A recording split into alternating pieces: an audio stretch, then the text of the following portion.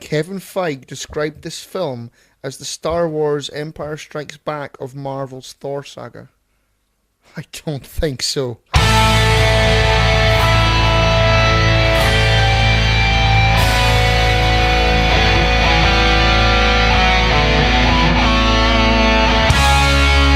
Geek Speak, the definitive 365 cut. These are the meaningless ramblings of a Scottish redone whore and a pissy ex-video store clerk. Their ongoing mission is to set right the movie wrongs. They're gonna need a bigger podcast.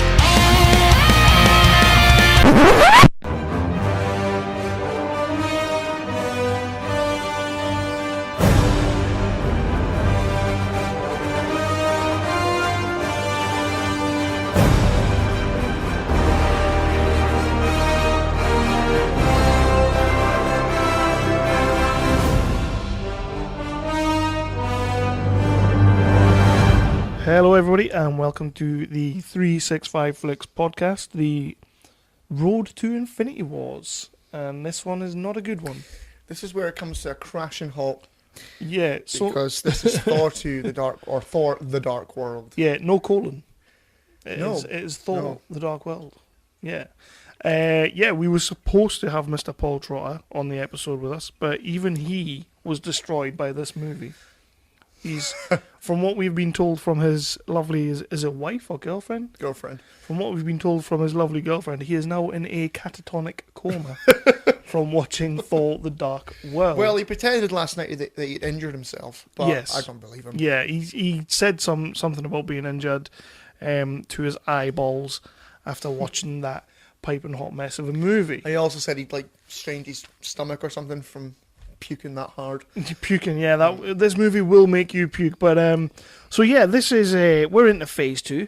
We've had Iron Man, which you heard the commentary on that. If you listen to it, a lot of people have been. I'm really happy to see that that's they really? going. Yeah, it's going down well. Cool. That's cool. Either a lot of people have been watching Iron Man 3 along with our commentary, or they've just pressed play and let it go. Fair play. Either way, I'm happy for the download. But Why not? it seems to be doing better than I thought it would, so that's nice. It's always nice to see. The commentaries are going to become a little bit of a thing, I think. We have a Yeah, it's corker. a good laugh. We've got one planned. We've got one Yeah, plan that we've been yeah. talking about for some time. We just weren't sure, and we might as well just pull the trigger on it. Do it. We need And, to do and it. just go for it. Yeah. Just go for it. So that will be coming. I think if you listen to the Iron Man 3 episode all the way through, you will have heard what that is. We don't want to make any spoilers right now, though. No. So I am Kevin, the Pissy X video store clerk, and the man across from me is... I am the Oh, 2017 fuck you, man. Just drop... Floppy Award-winning Brit of the Year. Is that going all year? Oh, yeah. Okay, Yeah. whatever. So, And Scottish Beating Horcrux. You are. And we're about to get into Thor The Dark World, but something that has been brought to my attention over the last few weeks editing these episodes is that you keep shirking your responsibilities. Oh, yeah. And last night you tried to pass it off, but no, you fucking do it. Not like that. So you have a job to do, Chris. It's letting the guest host pimp themselves. Well, he's not here. Well, he wouldn't pimp himself. No, he wouldn't. No. He's past those days. Those days are gone. You know something I don't? The pimping of himself. All right. Wow. Yeah. Mhm. Go on then. So you have a job to do, Chris. Okay. Feels like it's been a while. It was only last week, was it? Yeah, pulling back the curtain, we have already done the Winter Soldier episode. I didn't do it on that either. Did you not? No. Okay. Is that annoying you? Is that actually annoying? It is a little bit, because how are people supposed to know where to go? I mean, we went to see the Damp Night improv comedy last night, which was pretty damn cool, and they have no problems pimping themselves, like whores. I do it on the regular episodes and the You indie do, talk. you do. But you should also do it on the Road to Infinity Wars. Right. Because people are loving these episodes. And they're like, where do we go and find these guys? Where do we go on Twitter or Facebook? And they don't get to know because you don't tell them. So tell them. Okay. Leroy. You going to shut up so I can do it? Yeah. Yeah. Are you? Nah. No. Okay, look for the 365 Flicks podcast, what you are listening to right now on the Facebooks and the Twitters. You can subscribe to us on the iTunes or Apple Podcast if you will. Don't forget to leave a cheeky 5-star review for us because we do like that when that happens. We love them. You can also follow us on the Spotify, and you can find us on any other third-party podcasting apps that you can find mostly. Look for our website, www.365flixpodcast.co.uk. We're also on a couple of cheeky networks. You can find us on Geeks Worldwide. You can find us on the Tangent Bout Network, the Wicked Radio Network, Wee Geeks, our British home, the awesome nerdly.co.uk. And on the Twitters, you can find us at hashtag Pod and Family and hashtag BritPodScene. No fuck ups. Suck my balls, Kevin. The thing I like about that is that it takes up a good 5 minutes, and we need to It's take getting longer and longer as well. we need to take up a good 5 minutes because we ain't going to be talking about this movie for that long. That was professional as fuck. I'm pleased with that. It was well done. Thank you very much. Yeah, That's me now. I'm spent. big massive shout out to nerdly.co.uk as well. Of course, you did mention it. But Phil, the Commander-in-Chief, or as I mentioned on the Winter Soldier episode, the man that pays the bills up in this bitch, we wish. But he is actually going to be on the next episode, on the Winter Soldier episode. He gave us some, we had a good chat with Phil. We did. It will be a good episode. It wasn't without its flaws. We had some. Said the Civil War sucked. Yeah, I'm still not happy with that. And Ultron. He didn't like Ultron either. No, not happy with that either. I think he basically said anything Joss Whedon touches is shit. Fuck that. He didn't say that, but he could have. So yeah, Thor: The Dark World. Yeah. Oh. Well, if you are listening to this, if you've braved it, because we are awesome, and but if you've braved it, the Thor: The Dark World episode, thank you. Well done. It's all downhill from But here. at least you didn't have to watch the fucking thing. So Unless you did, and then even more well done. even more well done. I mean, why would you watch it and then listen to two people badmouth it? I mean, yeah, I'm going to badmouth it. So yeah, the year was 2014. The month was April, and the date was the 17th, which is when this movie came out. Domestically, which again is American domestic, 206 million domestically, which isn't bad. That's okay. Worldwide, 644 million, which, it's not breaking the bank exactly, but it's still pretty damn good. It's not far off Winter Soldier. Winter Soldier was in the 700s, so it's not a sniff off. Yeah. But considering how good the first one was, I would have thought this one would go for it. And obviously, with how good Avengers was, I would have thought Another billion. every movie from now should be breaking a billion. Iron Man 3 did. Winter Soldier just missed it. This one just missed it again. I think Ultron did, didn't it? I'm sure Ultron did. I suspect Guardians broke it as well, but we'll find out when we do the Burton's Bob episode. The Beric legend that is. And we spoke to him last night, and apparently it's not going to be the mess we think it is. I still think it will. I think it will. I think it will be. So that one's incoming in a couple of weeks as well. So yeah, 644 million. But when this movie was coming out back in 2014, where was your head at with the MCU? How are you feeling with the MCU right now? I had seen Iron Man 3. I remember seeing trailers for it and thinking, fucking hell, that's Chris Eccleston. Yep. And yeah, okay, I'll watch that. I didn't see it in the cinema. I didn't see Winter Soldier in the cinema either. Oh, God. The next one I saw in the cinema was Ultron. Because I didn't see Guardians, as you know. Yeah, as I know. As you know. I mean, I thought, okay, looks all right. Looks okay. It's decent from the trailer. I'll give it a watch. But I didn't go to the cinema. This one for me was also not a cinema trip. This was probably the first one in a while that wasn't a cinema trip. I would say since First Avenger. I'd done the cinema trip since First Avenger for everyone. Right. Didn't go and see this one, mostly because I loved the first one, and secondly because they changed director. Branagh was out, and I wasn't that keen on that choice. They brought in Alan Taylor, who was basically a TV director at the time. And interesting little sub-story with him is that his next movie after this was another pile of shit. Can you guess what it was? No. We mention it quite a lot on the podcast. We've talked about doing a 365 cut of this movie. It was Terminator Genesis. Oh, fuck me. Yeah. All right. Yeah, right. Mm-hmm. Another movie with a wasted British actor. Mm-hmm. But yeah, I wasn't massively enthused with the trailer. It didn't look that good. It just looked, and I like my comic book movies to be a bit darker, but this one just looked like a whole bunch of grey on screen. So yeah, Pretty much is. I didn't go to the cinema to see this one, and I was glad I didn't. Yeah. And much like you say, Christopher Eccleston, how can you go wrong? But I would say 3/4 of my notes is poor Chris Eccleston. Mm-hmm. So with that, we'll jump into a synopsis. It's not going to be fully. No, we're not doing that shit in this Yeah. one.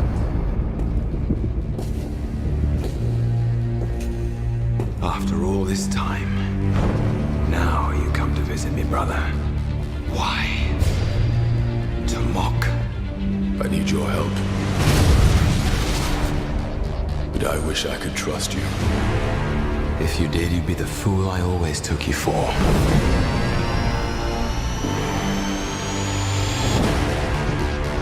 Some believe that before the universe, there was nothing. They're wrong. There was darkness, and it has survived. So we start with an Odin monologue.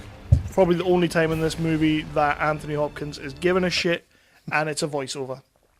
I wouldn't say the only time. Oh, come on. There's a few scenes with Tom Hiddleston that Yeah, you know. the thing with that is, Tom Hiddleston should not be overpowering acting-wise Anthony Hopkins. That should not be No, happening. no. It's Anthony Hopkins, for fuck's sake. And for me, I was watching this whole film just thinking, he does not want to be in this movie. He does not want to be Isn't there. it a thing that Natalie Portman was forced under contract to come back God. for it as well? I'm sure that was something. Why that would was you happening. force her to come back? She's terrible. She was In this she is. She was terrible in the first She one. wasn't She's terrible in the this one. first one. She is. She's not. Oh, but you know who I feel mostly sorry for when it comes to the supporting actors? It's Dr. Eric Selvig. My Christ, what did they Yeah, do he's to him? chucked out the movie. Yeah, he's a nutcase. Dancing about naked. So yeah, we have a nice little Odin opening where he's talking about centuries ago when It's the dark, Fellowship of the Ring. yeah, when the Dark Elves were trying to get the ether and all that. And my That's a fucking stupid name as well. It is. And my first note from there was that it's a nice opening sequence. Well, it's not bad, but the movie dies from here. Yeah. But it wasn't like the visual effects in that scene weren't terrible, which is something that I seem to remember about this film, was that the visual effects were shit. But as the movie goes on, they do get ropey as fuck. Yeah. Like, super ropey. And again, poor Christopher Eccleston. So Loki's in Chains, we kind of kick off that bit from Avengers Assemble. He's bringing him back to Asgard. This is like pretty much taken off directly from Avengers. Yeah. The way I took it. Yeah. Because he's bringing him to Asgard, got him in chains, going to lock him up. Get some nice Rene Russo. Rene Russo's doing a lot in this movie. She is. Something I there's a completely good forgot. moment with her and Malekith. Sort of She's a fucking about halfway through badass. the movie, and she is. Yeah. Yeah. To be fair, I liked the interaction between Loki and Odin in this scene. Yeah, I think it's It's very a nice much bit of acting. petulant child. Yeah. But it's great. It's Loki doing what Loki does. It's Hiddleston doing what he does. So yeah, we have the Battle of Vanaheim with Lady Sif and the Warriors 3 in action. Poor Josh Dallas is out. We now have Zachary Levi, who is shit. But you know what? We'll go with it. Big stupid rock monster pish. Yeah, I'd completely forgotten about that whole thing. That looked horrendous. It looked horrendous, and it's like, okay, Thor goes, "Pfft." Is that like, I don't know, like the older brother to Korg from Ragnarok? Maybe, You would hope so. maybe. I think we'll go with that. We will go with that. It's right till it's wrong. Then we're back on Asgard. It doesn't look half as fucking epic as it did in the first movie. They've really toned the colours down. They've saturated fucking everything, and they've just tried to make it look like. I don't want to say Berwick because it looks bigger. Tried to make it look like It does still look big, but nowhere near as bright, colourful. Even the Rainbow Road doesn't look. No, as it good. doesn't, does it? Like it looks duller. when they travel through the Bifrost, it doesn't look nearly as good as it did in the first one or the third one coming up. But yeah, they fucking destroyed Asgard for me in this film, and then they do destroy Asgard later. Thank God. So yeah, Odin basically. One note I had here that I did like was when they're celebrating their win, and obviously Chris Hemsworth pining for Jane Foster, and Odin basically tells him to go and get pumped into Lady Sif at one point. Yes, he does. Yes, he he's does. like, well, just go over there and stick your big Thor hammer in her, and see how that goes for a change. Well, you would, wouldn't you? Pretty much what everybody's thinking Yeah. while watching this movie, but you know. And again, Anthony Hopkins cannot be bothered with this movie. That is like a recurring thing in my notes. Yeah, Jamie Alexander. 2 seconds. Let's just quickly jump on her. I would love to, but they completely like Lady Sith. All right, okay. They totally diluted her character in this. She gets like a little bit more to do, but it's all like it turns her from the Lady Sith warrior, like god kind of thing that we saw in the first movie, the total badass, and they kind of make her look like a little pining teenager, which I didn't like, really didn't like. But she was off to do Blind Spot soon anyway, so it really didn't matter. I was in Blind Spot. Yeah, yeah. I don't know that. Tattooed girl. I didn't know that. How did you not know that? Well, I only watched like 4 episodes. Don't question me. Well, they took her into like Agents of S.H.I.E.L.D. for a bit, didn't they? Yeah. Like for 1 or 2 episodes, and, Yeah. and then just said fuck off to the character. Cut to London. And we're going to spend a lot of the movie in London. Yes, we are, because that's the only place in the UK, you know. It's the only place in the UK, and why London? So the Americans will know where they are. Yeah, because you get to have the big eye and the 'Cause you big... can't say Newcastle, United Kingdom, because the Americans will be, what? I've never heard of Newcastle like I've heard. Is that like north of the wall? Like, fucking Americans. Chris O'Dowd. Yeah, I thought you'd have trouble with that.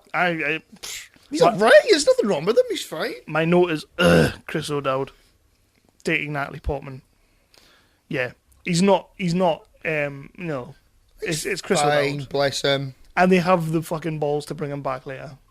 Yeah. Like he's okay for a 1 scene thing, not 2. I guess the Americans love him. Yeah. Oh, like yeah. They. This would have been when he was like, kind of trying to make his way in America, I guess. Probably just coming out of IT crowd. Yeah. And like he kind of went over and he did like Bridesmaids and stuff like that. But Has they he do. seen Bridesmaids? They do seem to love the hell out of him. I don't get it. Is it because he's like the awkward Brit with a little bit of an accent and supposedly funny? I think he's funny, sure. I know you do. I know you do. So yeah, I completely forgot that we have a new intern character, Ian. Oh, fuck that. Go back Yeah. to discuss Natalie Portman's intern. Who's Natalie Portman? Darcy. Oh, Darcy. Yeah, she's back. She is a fucking irritating, annoying, over the top, shit character. They've kind of taken the worst thing about her in the first movie and made that the only thing about her in this movie. Yeah.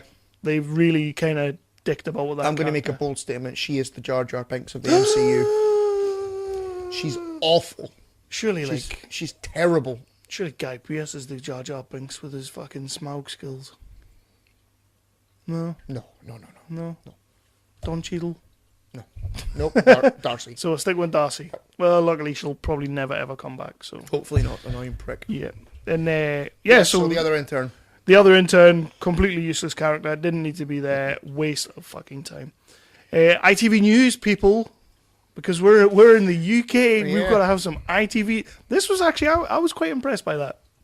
The fact that it said ITV News, because they could have like put some generic bollocks on like Channel 4 or Channel 5. And I know we have a Channel 4 and Channel 5, but like in America, you would think it'd be like, we don't know anything about British TV, so we're just going to call it Channel 17, you know? But Normally you get BBC or Sky. yeah, but we got some ITV. We did. That's how fucking mainstream this movie is.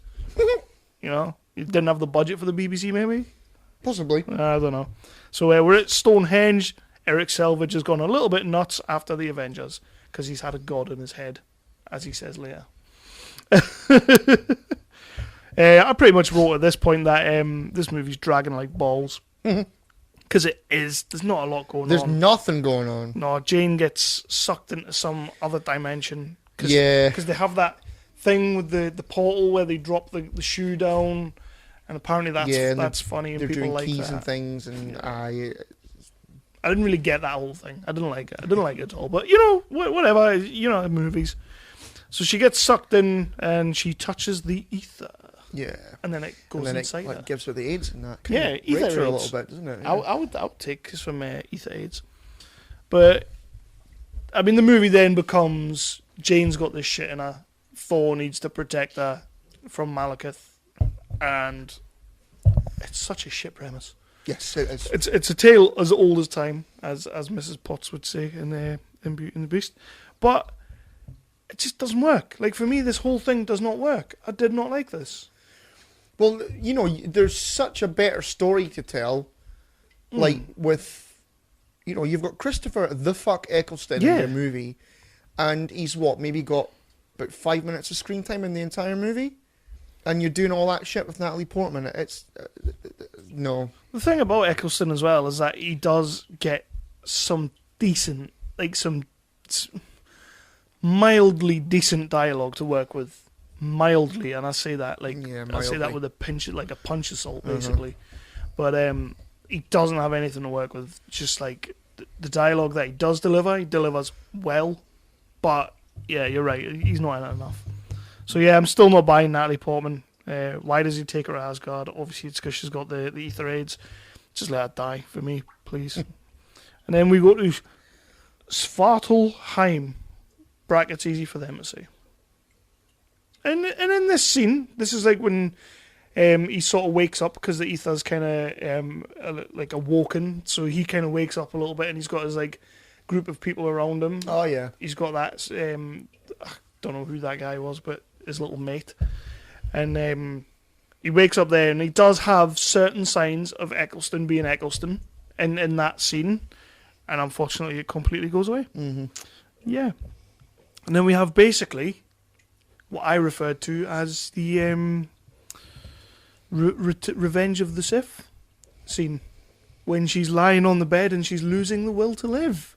It was very, very fucking Padme reminiscent. Yes. And to be fair, that's literally all I could think of was like, Luna. She's losing the will to live, you know? And I was just like, fucking out of this movie now. Yeah. Is that when he started going into his coma, do you think? You think so? I think he was like sat there and he's gone, yeah, I'm I'm done. I wish I was dead. Yeah. There's worse things to be. Yeah, we got Eccleston's mate, who I was just mentioning a second ago, becomes basically a Skyrim orc. Yes, he does. They call it the Cursed, Yeah. which is a cool little name. But, yeah, it's a mix between Doomsday and, like you say, a Skyrim orc. But he does look pretty cool. Yeah, I suppose. And my main thing, Heimdall can see everything that's going on everywhere at all times, but he doesn't know there's a massive big fuck off dark elf ship coming past the fucking Bifrost thing. Because it's cloaked. I really don't care. I'm almost certain Heimdall would know that. He does have a pretty cool takedown scene though. It kind of shits all over what Steve Rogers does in the next one. You know, when he jumps on the side of it and he's like sticking the knives in. Oh, yeah. Like yeah, this massive big machine thing, and Heimdall's just like, nah, you're going down, and he takes it down, fair dues, but there's another couple coming, so it doesn't matter. Yay! Loki in prison. Yes. These are some of the best scenes of the movie. Yeah. That is one thing I'll give it, because obviously, are we jumping massively ahead? We're not. Because like they invade Asgard. Yeah. Is this where we get the Rennie Russo fight versus Malekith? That's a little bit later on, yeah. Yeah. Aye. So they're fucking tearing everything apart, basically. And Is there anything else in between that? I think that's kind of where we realise as well that Rene Russo's got some sort of powers as well. Which at first, I took it as, because we know Loki can do that, and I took that as Loki was visioning her to be there talking to him. And I thought he was just going a little bit nuts. Because it's been a while since I watched this movie. I really paid no fucking creed to this movie once it came out. Watched it once and that was me done. But interestingly enough, the way I remembered it was that was Loki putting her in the room to try and, I don't know, talk himself down or whatever. But yeah, it turns out that's not the case. But that's pretty much where we're getting to, yeah. So there is a badass fight between her and Malekith. Yeah. I do enjoy that. I do enjoy that moment. Rene Russo is killed. Yeah. Saving Natalie Portman. Because she's a Vision, isn't she? Natalie Portman is a Vision. Aye.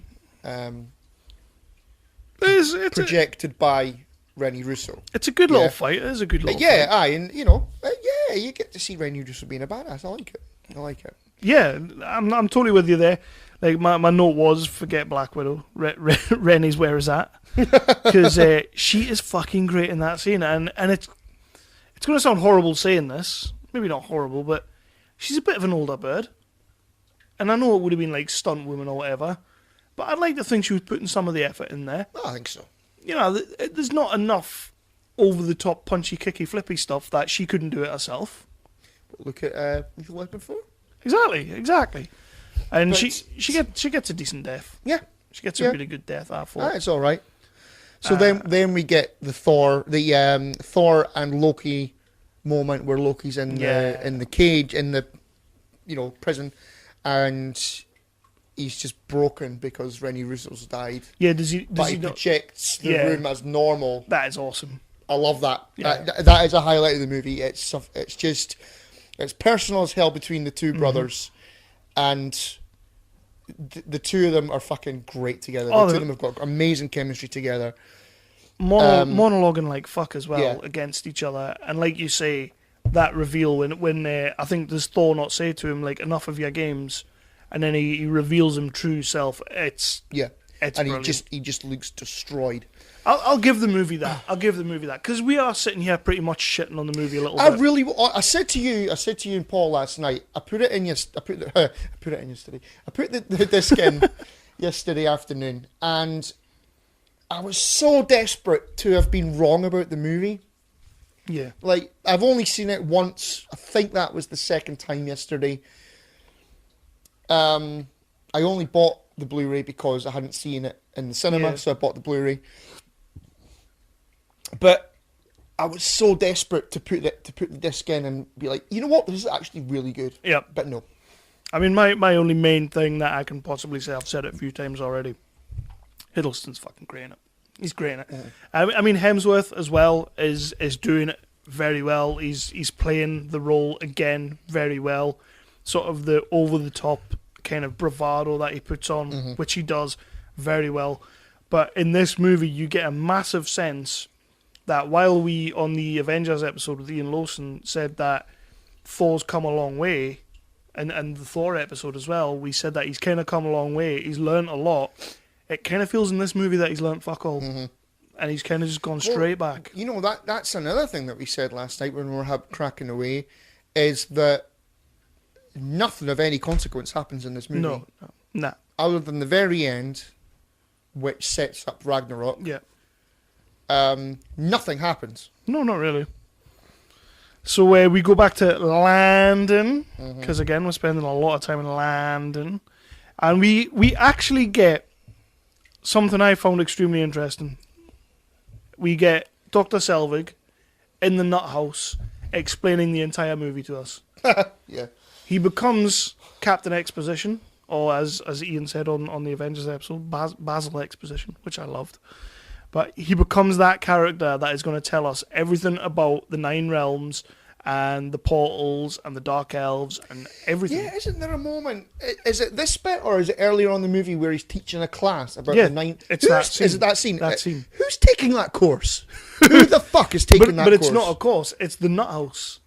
I thought it was a uni. No, he's in the nut house. But he's got a chalkboard in that behind Yeah, him. he's got the chalkboard behind him, and then as the camera pans Is he in the out- nut house there? Aye. Oh, I didn't realise You that. realise he's in the I asylum thought he was because teaching a class. he's got the two shoes, and he's doing he's talking about it as the shoes or planets or something like that.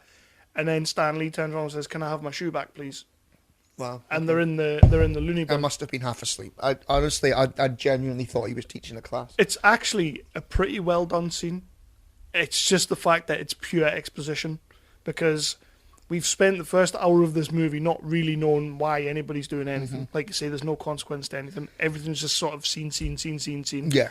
We get this little 5-minute section of just massive, heavy exposition. And typical Marvel, it's culminates in a joke because he's in the loony bin. But I did think they did it quite well. I was like, he's just explained everything that we need to know going forward. You can end the movie now, it's fine. But they don't, they carry on. Yeah. So we have another scene down the Asgard local, which really fucking boils me. I know it does, yeah. I know it does. Like you said before, this movie, the opening sequence at the start is very Lord of the Ringsy. It very much feels like those scenes in Lord of the Rings when you can buy them in pints, Prince and Pony and all that. that kind of thing. Yeah. What I did love, there was one cheeky little scene where they're kind of celebrating their wins, and Ray Stevenson gets the glass and he throws it over his head. And he's like, "Another!" Nice little callback to the first movie. I did like that. So Loki is a broken rock star. We love that. That's like there, yeah. Yeah, the Scottish guy. Totally forgot this guy was in the movie. Which Scottish guy? He's one of the Asgardian gods. Right. Who is meant to be looking after Loki, but I can't think who he is. I can't place him, and it's really fucking pissing me off. And I was hoping you might know. Nah. We'll look him up on IMDb. And then it pretty much from there, it's pretty much where they need to get Loki out of the prison. Odin's told Thor, "No, you're not going to start any kind of fucking wars.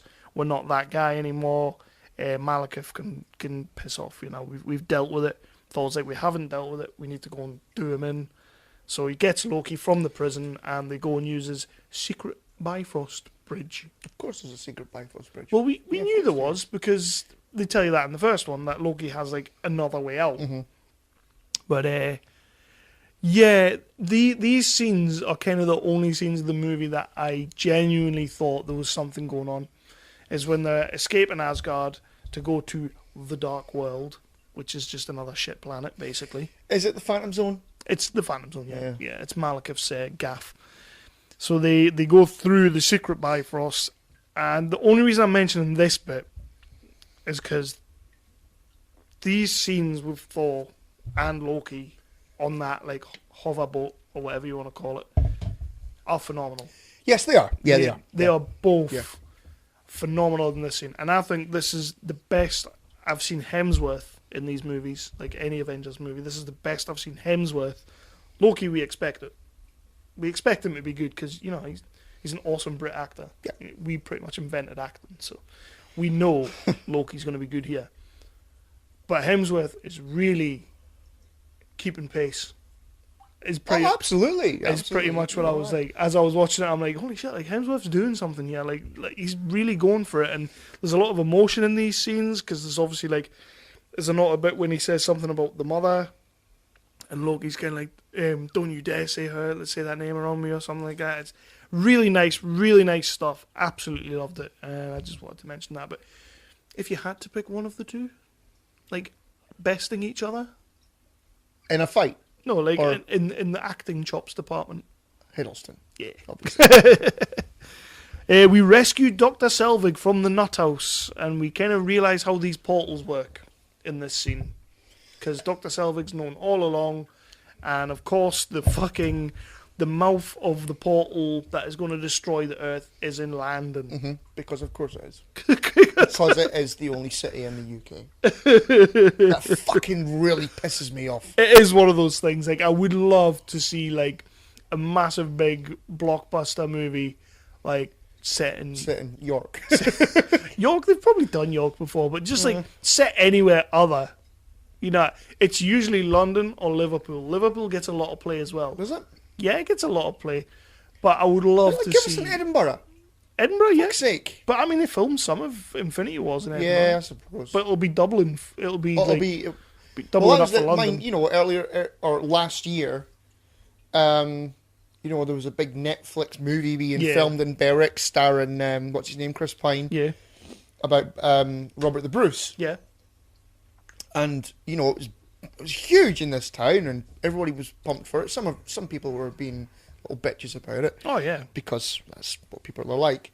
But you know, we were along watching it, the two of us, and we kind of thought that we were going to get on set, but we didn't. Rude bastards. But then, you know, it turned out, like, I thought, oh, cool, Berwick was prominent then. Berwick was the most important town, possibly in the entire UK at that point, strategically. It was like, fucking cool, Berwick's actually going to be in one of these stories, because, like, Braveheart and other movies set around that time, Berwick never gets a mention. Yeah, It was the capital of Scotland. Berwick was the capital of Scotland. I like that. I'm not making that up. It's English, but you know, whatever. I'm not making that up. Berwick was the capital of Scotland. No, I've heard all these. I've spoken to Mr. Herbert too. But no, I found that out for myself. Fuck it, speaking to him. But yeah, so it was like, oh, fucking hell. So Berwick's finally going to get a mention in one of these movies. No, it was Dublin for London. Yeah, it was. Some of it was Edinburgh, some of it was London, wasn't it? Yeah. So the bridge, you know, like Glasgow. I think it was supposed to be like a farmer's market in Glasgow. Yeah. And the bridge scenes is Dublin for London Bridge. And on the Guardians of the Galaxy episode, we will be talking to an extra from that movie Yes, we will. because he was down there giving it laldy. Aye. On the old walking along as a peasant and being like, screaming. that Loud guy, noises! that guy was awesome. He was cool. That was like cool, the aye. best take you could ever I get. hope he makes it to the movie. He was just like, for the listeners at home, like it's sort of like there was a little bit of it was like an invasion scene, wasn't it? Like Yeah, the English troops were coming in to batter someone or something. yeah, and there was one extra right at the back because obviously you've got to make like extra noises and stuff like that. But as soon as somebody, like some woman screamed off in the distance, and he just kind of pointed in the air and went, "Screaming!" And it was like, "Say what you see." Then in the next one he went, "Horses!" Loud noises. Oh yeah, that was awesome. Anyway, Thor 2. I would love to be an actor just so I could be like, you know, horses, pigs. Just I don't know, but yeah, We're in London, we're in London. the only town in the UK. Well, yeah, we have the Dr. Selvig figuring everything out because the birds go through the thing and then up the thing, and that was a decent little trick, a nice little bit of like visuals for that and all that. We go back to the Dark World and Loki betrays Thor because duh, but that ends up being Or does he? that ends up being it. We get the obligatory hand cutting scene. in the Yeah, I Marvel actually movies. liked that. Yeah, I I forgot actually about it. liked that little bit, that little It's moment. when Mjolnir is coming towards him, isn't it? And he's about to catch it, and Loki just cuts. Yeah, I like that. I like that. And again, Loki being fucking Loki. And my next note here was like, for a crap movie, there's some really good ripped from the pages imagery. There is some good stuff, you know, like when Malekith has Jane floating up in the air and the ether's coming out of her and all that. You know that was a comic book panel at some point. There is a lot of stuff in this movie that, as I was watching it, I mean, hands up, I've never really read any Thor comics. No, me neither. I've not read a lot of Marvel comics, to be perfectly honest. But there's a lot of stuff in this. I'm like, yeah, that was ripped from a page.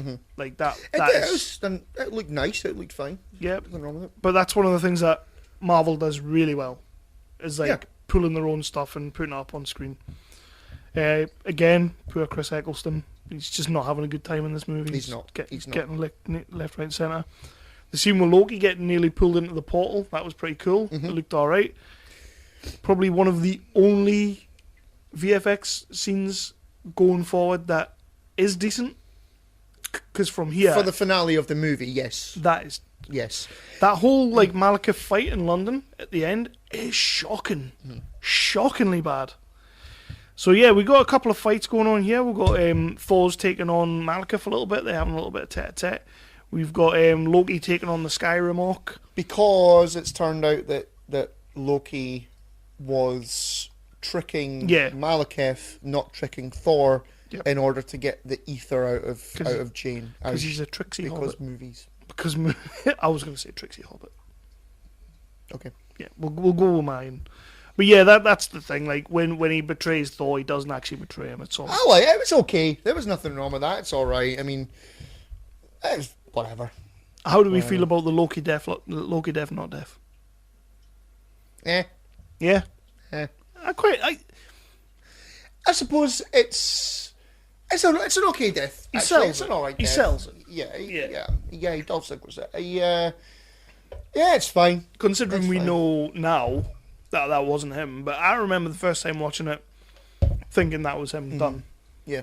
and I would have been happy with that death. This is a pretty badass death. Sticks the knife through the orc, and then the orc kind of just hugs him. Yeah. In That's a fine. way. That's fine. Yeah, we got another Chris O'Dowd scene. Because Vodafone. Vodafone, yeah. Apparently in the Dark World, which we've now established as the Phantom Zone, you can get perfect signal if you're stood next to a portal. I think that makes perfect sense. How does that make perfect sense? I mean, even Natalie Portman, I think Natalie Portman is ad-libbing lines here when she's like, holy shit, I've got signal. Like, how was this happening? How was it? She's ad-libbing because, as we know, she doesn't want to be there. Yeah, Dr. Selvig finds out that Loki is not alive anymore. And he goes, thank God. This was actually a little scene I liked. Yeah, I okay. like his response. Okay. Oh, thank fuck, you know. I like that. It is good. And Hopkins is still not giving a shit about being in this movie. And then we're back to London for the finale. We're pretty much at the finale now, We aren't are, we? yeah. We're back to London. Only town in the UK. Only town in the UK. And Eccleston is going to have a fight right next to the London Eye because Of course, it's the only thing in the UK. it's either going to be London Bridge, London Eye, or the Houses of Parliament. Well, we have the London Bridge that gets a little bit of attacked. We have the London Eye that is very prominent in this movie. Houses of Parliament is always going to be there, and we get a little bit of the pickle building. The Gherkin.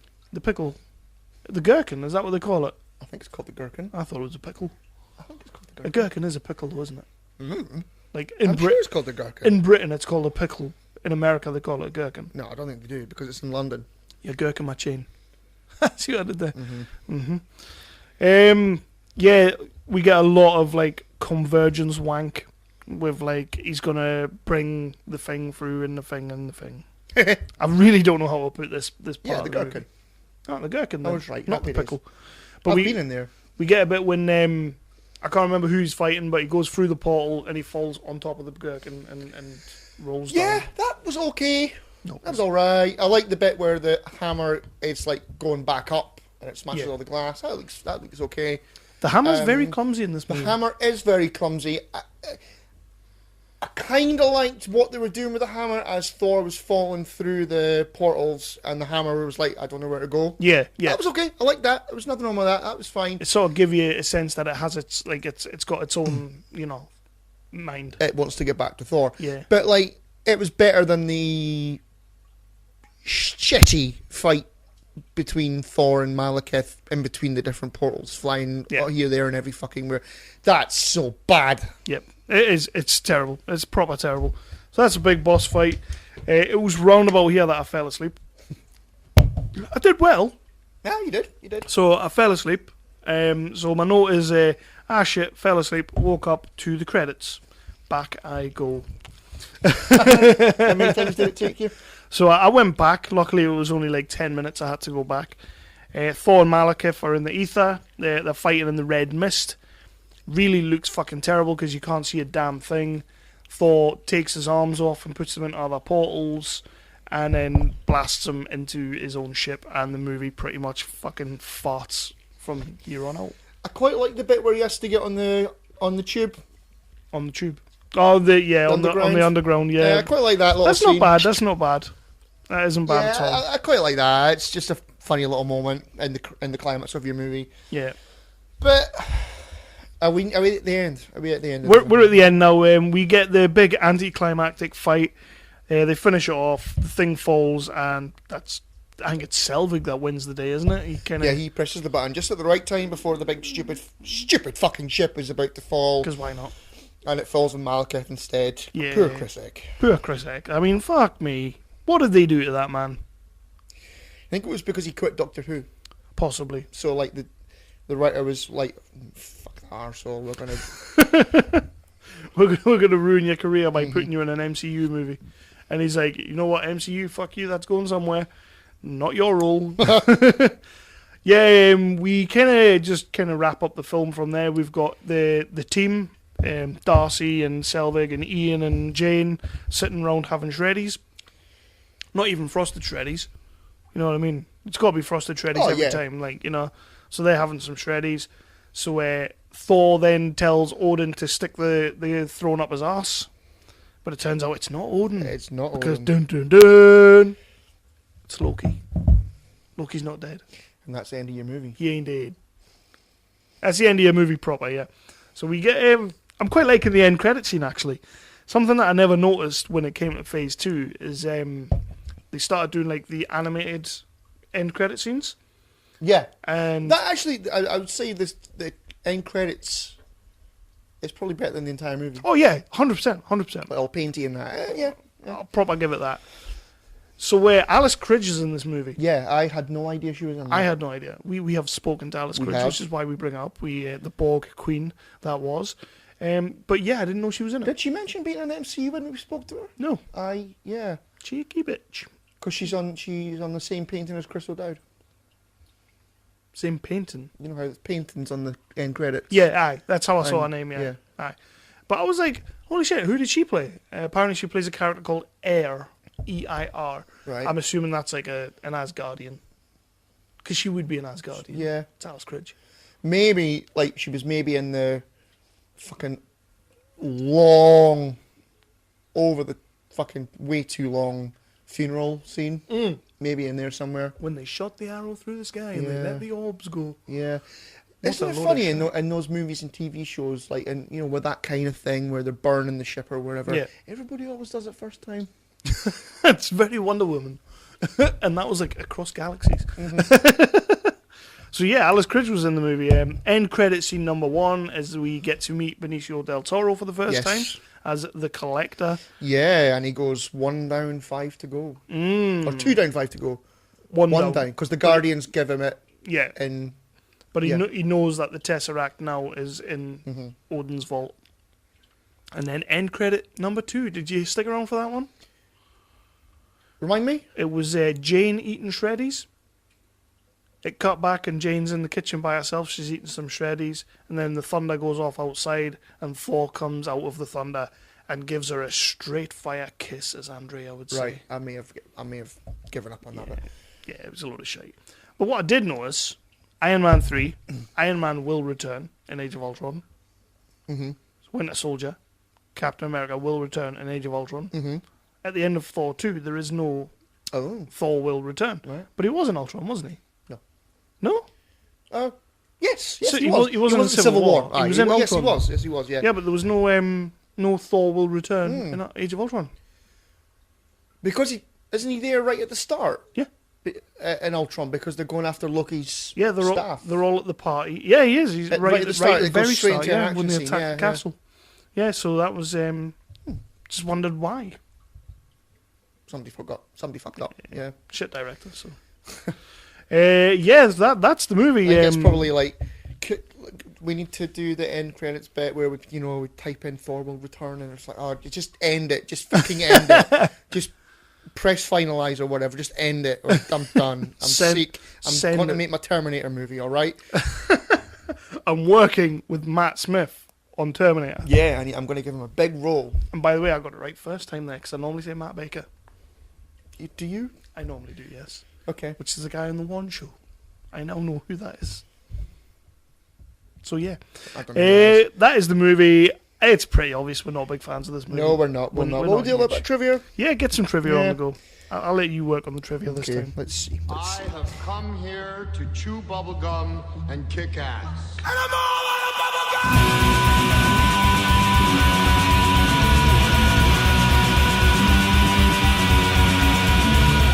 Astro Radio Z is a horror, cult, exploitation film podcast hosted by me, Derek Carey. I was one of those monster kids growing up. The one that used to sit in the back end of that video store and scour over every single last film cover you saw back there. From the slashers to the monsters to the sleazy stuff. Yeah, I was freaking obsessed. and I still am. So much so, I became a filmmaker myself. Now I bring on all my filmmaker friends, critics, musicians, and any other fans of the dark arts, which are horror, exploitation, and cult film. Are you one of these people? Then tune in and listen to my show, Astro Radio Z. Right, around an hour and 23 minutes, Chris Hemsworth improvised hanging his hammer on the coat hook in a polite manner after playing with it in between takes. Yeah, but then he like basically destroys the coat rack when he calls for it. Yeah. Like 2 minutes later. Around an hour and 5 minutes, Thor accidentally destroys a statue of his grandfather Bor, and Loki wisecracks that he killed him. In the Marvel comics, Thor ended up killing his grandfather as part of a deception by Loki. I like when they stick those little things in there. Stuff we would never know, but it's nice that they do it. Loki was originally not going to appear at all. And there was going to be a much greater focus on Malekith and the Dark Elves. Oh, wow. Following his popularity in Avengers Assemble, the script was rewritten, which always goes well. Fuck. That sucks. Yeah, that's a bad one. Let's see. Oh. This is the last film written by Don Payne, who also wrote Thor 2011. He died from bone cancer before the film was released. Oh, no. But then they rewrote it anyway. Blimey. The scene where Jane Foster slaps Thor had to be shot several times because Natalie Portman kept fake slapping Chris Hemsworth to avoid hurting him. After about 30 takes, she was slapping him for real. Later on, where Jane Foster first meets Loki and punches him, which I fucking hate that bit. Yep. This is for New York. Mm-hmm. That's wooden. I like Natalie Portman. She but wasn't even there. They'd taken her into safety. That's so fucking wooden. Yeah. Where was I up to? Yeah. Later on, where Jane Foster first meets and punches Loki, Portman actually did hit Tom Hiddleston this time around. It only took her 5 takes to get that point. Bitch. I know. Bitch. Bitch ass. Right. Because of the height difference between the two, a box and later a ramp had to be used in some of the close-up and kissing scenes between Natalie Portman and Chris Hemsworth. Ew. Didn't need to know that. Box of oranges. Yeah. Stellan Skarsgård wasn't sure if he could perform the Stonehenge scene nude, even though he'd be wearing a thong. I'd rather see Production- a son in a thong. The production team gently encouraged Skarsgård by reminding him that he'd done much worse in the movie Nymphomaniac. Oh yes, fair point. I haven't seen that, to be fair. Fair point. I'm sure he would have seen that as a fair point. At around an hour and 1 minute, Chris Evans spoke of Loki's Captain America impersonation. Of course, I forgot about that. Yeah, we never forgot even about mentioned that. That is actually a good scene. It is a nice little scene, and yeah, I can't believe I forgot about that. Spoke of Loki's Captain America impersonation. I spent over 2 years trying not to play Steve Rogers that over the top. Let's see, what else have we got? You have to when you're Loki impersonating him. Oh, yeah. You have to go for it. Oh, it's all fucking... At around 18 minutes, the shot of the levitating truck was achieved with a large hydraulic rig, which could be programmed to change speed and movement. Did I miss something when I was watching it? But you know when the intern picks the truck up and like smashes it over someone's head? Like The Mini? The dark elf. Yeah, like the car. How was he able to do that? Because did I totally miss something? You see it floating. Right. So it's like, all right. Just for a second, you see it floating. Because I kind of sat there and I'm like, what? I was kind of, the fuck just happened? Yeah, you do see it floating. I honestly thought that the movie was getting interesting at that point. Because he had superpowers now. Yeah. I was like, holy shit, the intern's got superpowers. Who's going to do a new Avenger? Yeah, they're all muckle essays after that. Fuck it. I was wanting to see something about Christopher Eccleston. What, like he hates this movie? I just thought someone might be... Alan Taylor was unhappy with how the movie turned out, although he had received full creative freedom while the movie was shot. He stated that the studio had turned it into a different movie during post-production, a situation he hoped never to repeat and doesn't wish upon anyone else.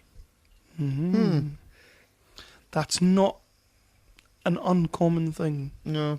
within the MCU. Well, we're about to, in a few movies' time, to see what Ultron did to Joss Whedon. Exactly. So, Fucking destroyed the man. Here's one I like. on you go. In late 2011, movie came out in 2014, but in late 2011, Patty Jenkins was officially announced as the director for this film. Right. Different movie, better movie probably. And in December 2011, she backed out of the project due to creative differences. Natalie Portman was publicly upset that talks between Marvel and Patty Jenkins broke down. Some sources even claim she threatened to not take the part in the film, so that speaks to the fact that she wasn't exactly happy being in it. With another director, but couldn't get out of her contract. Jenkins directed Wonder Woman 2017. We know that. That's interesting. Yeah, though, I just remember reading that about Natalie Portman, and a she didn't want Patty to do Jenkins version of this movie is, I don't know, could be completely different. Mm-hmm.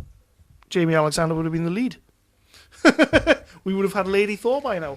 Not saying that that's all Patty Jenkins can do, because that's quite sexist. That is a bit sexist. Yeah. Should be ashamed of yourself. I'll take that one back. Hey, Oh, we here's heard, one. we heard a lot worse last night at the damn We night. certainly did. Here's one. Kenneth Branagh turned down directing this film as he felt that the locked release date didn't give him enough pre-production time, that he decided to work on Jack Ryan's Shadow Recruit instead. Did you hear about Yes. that? Yeah. Oh, I didn't know that. He's in it as well. He's like the main baddie. Is that the one with Chris Pine? Yeah. Huh. I've only seen it once, to be fair. How about Mads Mikkelsen playing Malekith? Different? Different? Yep. Yeah. Considered for the role, dropped out due to scheduling conflicts because he was filming Hannibal. Yeah. Interestingly, a role portrayed by Sir Anthony Hopkins in 3 films. Yeah. Christopher Eccleston was cast instead. Mikkelsen appeared in Doctor Strange, as we know. Despite being the main villain, and even being on the poster, Christopher Eccleston's name doesn't appear in most of the promotional material. But he's not a big promotion whore anyway, is he? No. That's something that we know about him. Fuck's sake. This is the first Marvel Studios film to start with just Marvel Studios logo. Did not know that. Kevin Feige described this film as the Star Wars Empire Strikes Back of Marvel's Thor saga. I don't think so. Is he for real? You know what? I'm going to put it out there now. Kevin Feige, if you're listening, which you should be, for everything you have done for this franchise, for the MCU, we applaud you and we thank you. But wind your fucking neck in. This movie is not the Empire Strikes Back It certainly of the is Thor not. franchise. It certainly is not. You massive tit. Yeah, well, I think that's enough for the trivia. That's been Thor 2. That's the bad one out of the way. I think we're all pretty much plain sailing now, aren't we? The answer is yes. It's a little bit rocky, but we'll. It's not rocky. You're rocky. No, it is a little bit rocky. I Where's mean, it rocky? the good thing about this is that we've bitched and moaned about this film for the last hour, but next week you get to hear us gush all over a movie. So yeah, with the dulcet tones of Mr. Phil Wheat. That's right. Next week will be the Winter Soldier, and yeah, we got a lot more coming. It's beginning to dawn on me how big this project is. We could have been doing so many other things. Instead, we're doing this. Have we only done one indie talk this year? Yeah, Toby. But to be fair, he is milking that. Yeah, he is. He yeah, is. And it kind of exhausted us. The, So the best thing about that indie talk is that we don't actually have to pimp it ever, because he's pimping it every day. And Toby will be back Yep. for the Road to Infinity War as well. Yeah, That'll be in a few weeks' time. looking forward to that. Yeah. Looking forward to Toby coming on for that. It'll be another piping hot mess. It will be. I mean, from what I can tell, he's never watched an MCU movie, so it could be fun. He'll probably come on and start talking about Man of Steel or something. Well, I've told him to get the Ultron impressions going. Or the Ultron villain monologue, because he likes playing a villain. So Well, that's what we'll do. We'll just Yeah. get him to do that. But yeah, we will be back next week with The Winter Soldier. The week after that, we have Burton's Bob Beric Legend coming on the show. We still don't know how that's going to turn out. Yep. That'll be fine. And this has been a bit of a shorter episode on the Road to Infinity Wars, but we kind of expected it We did. because this is a terrible movie that we didn't want to talk about for too long. Interestingly enough, it's one of Phil Wheat's favourites. as we found out. That's mental. That is mental. I've never actually heard anyone say that. I've never heard like Dexter! The Dark World and like top 5. I don't think he said it was top 5, but I've never heard it even in the conversation for like top 20. So we are gonna go now and let you get on with your day. And this has been Thor: The Dark World. Yeah, and well done if you've made it all the way through. Yeah, I feel like we've not been too negative. I tried to be positive. There were certain things that we can pick up, and there was one point I was like, let's just make the episode, in my head I was talking to myself, I was like, let's just make the episode like top 5 things about Thor: The Dark World, because that would have taken a while, Yeah, I would have. like to even think of 3. Uh-huh. But I thought, let's just go with the normal routine and get it done, and that's it done. So yeah, come back next week.